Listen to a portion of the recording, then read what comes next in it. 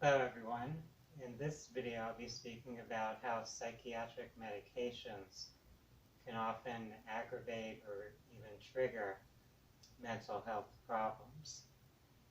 Of course, physicians prescribe different medicines in order to treat a particular psychiatric symptom, and we have to understand that these medications are not substances that are naturally existing in our body or substances which provide nourishment for the body in order for our mind-body system to manage or balance itself.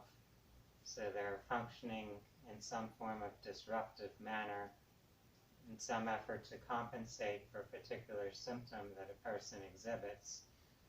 However, in the process of doing that, it may be interfering with some type of self-healing process or with an opportunity for a person to really look at and explore what's causing that issue on a psychological, on a mental or emotional level.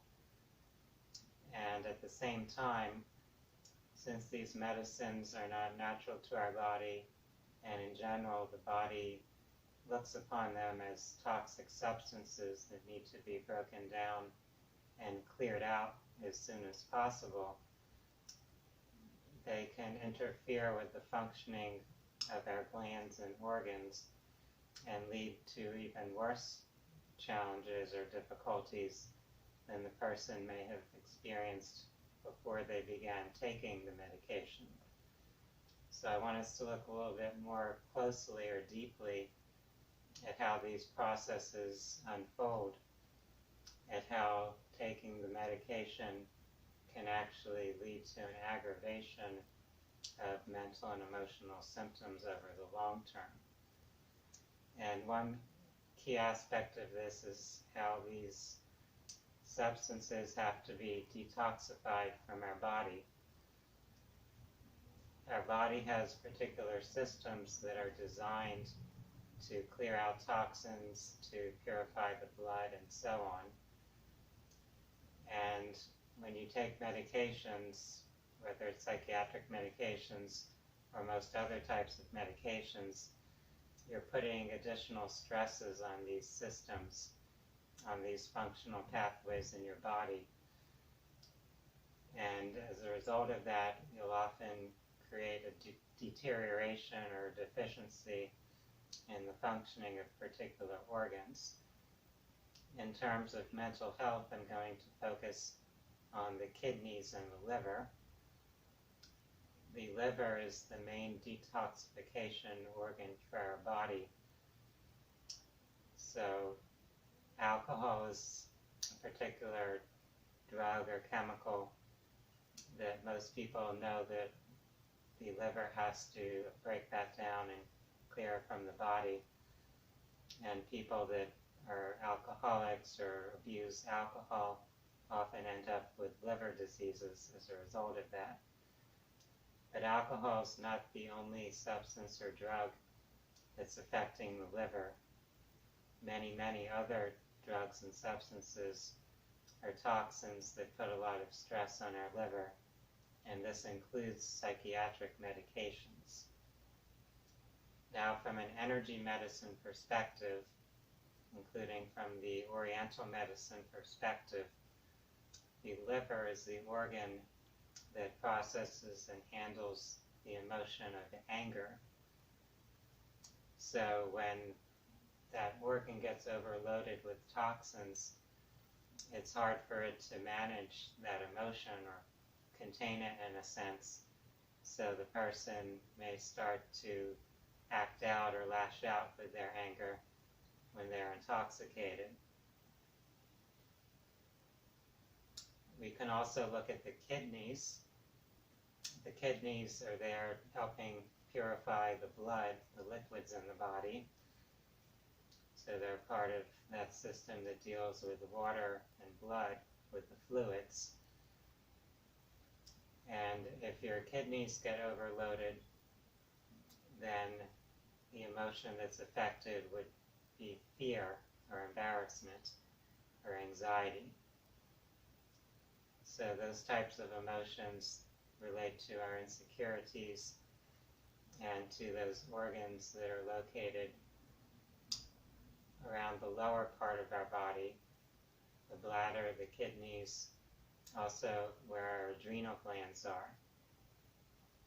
So if you think about it, if you're taking a lot of substances that are overloading the kidneys, and now the kidneys are not able to energetically manage those emotional energies, then those emotional energies can start to be overactivated now. So the person can go into a state of fear or anxiety even more easily than before, since the kidney, the physical organ, is no longer there to buffer the effect of that emotional energy. So if you want to help improve mental health, why would you want to give substances that are actually impairing these particular organs, or any organs for that matter? What you really want to do is help nourish the body so that it's better able to cope with emotional stresses that are having an impact upon it. So you would want to help the nervous system, the adrenal system. You'd want to give foods that have nutrients, so the person could need more particular vitamins, particular minerals or amino acids.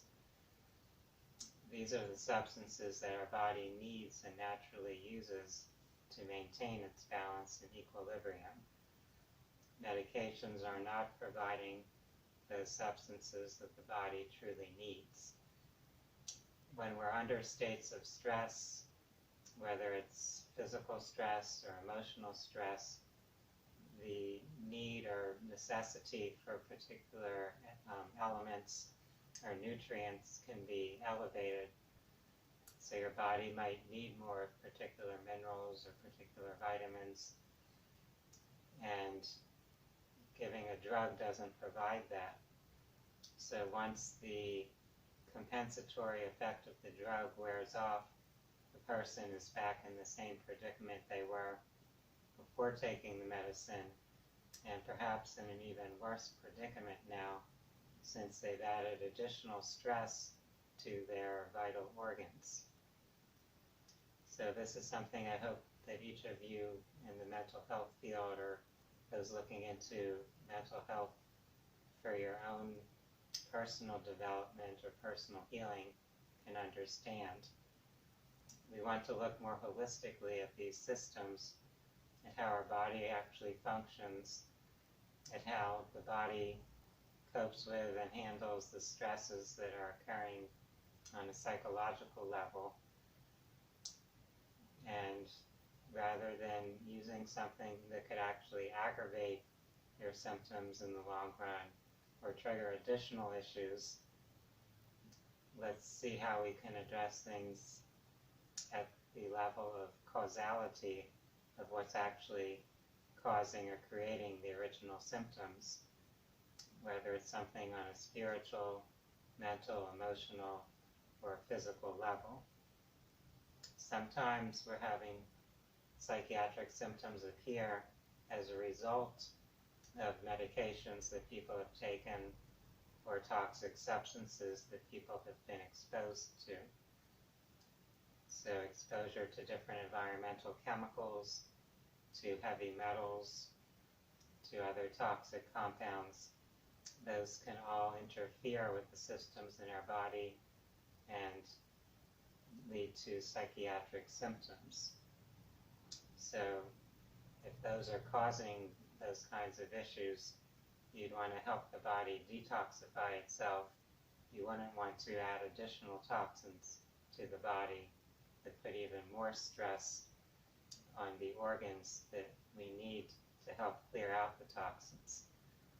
So you want to really nurture and support your kidneys, your liver, all these other organs in your body. It's not really wise to put additional stress on them just in an effort to suppress or cover up a symptom for the short term.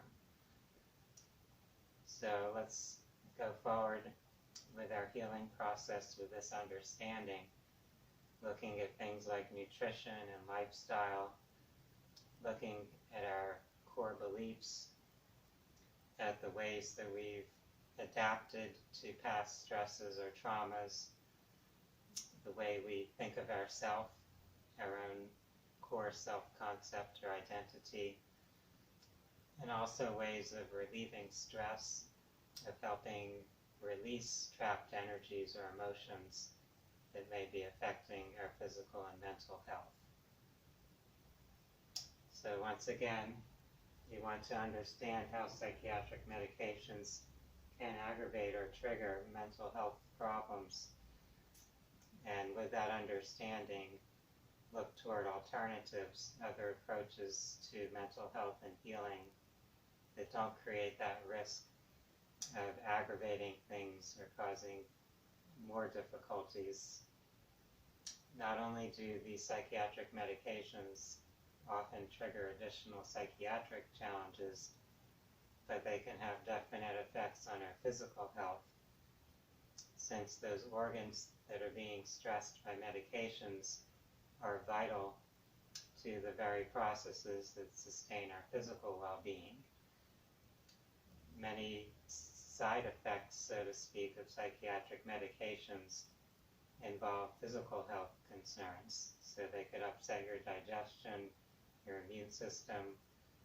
Psychiatric medications often will lead to weight gain, because when the body is not able to detoxify, those toxins are building up, and so that those toxins in the body don't harm your body will actually create more fat tissue. The fat tissue stores those toxins.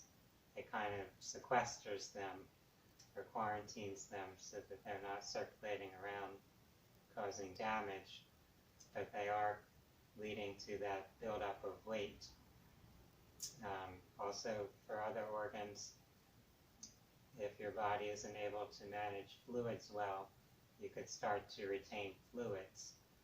So the kidney has a lot to do with fluids and fluid retention, and that's another way that the body can swell up or gain weight.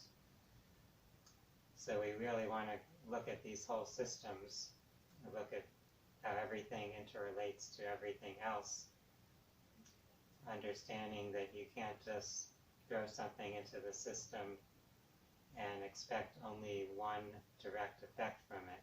There can be a whole series or chain of effects. That one little thing can disrupt the whole system and create a variety of problems or challenges. I appreciate your time for exploring this subject, for viewing this video on holistic mental health. This video is not intended to replace the care or treatment from a qualified healthcare professional. It's for educational purposes. For now, I would like to wish each of you a wonderful day. Namaste.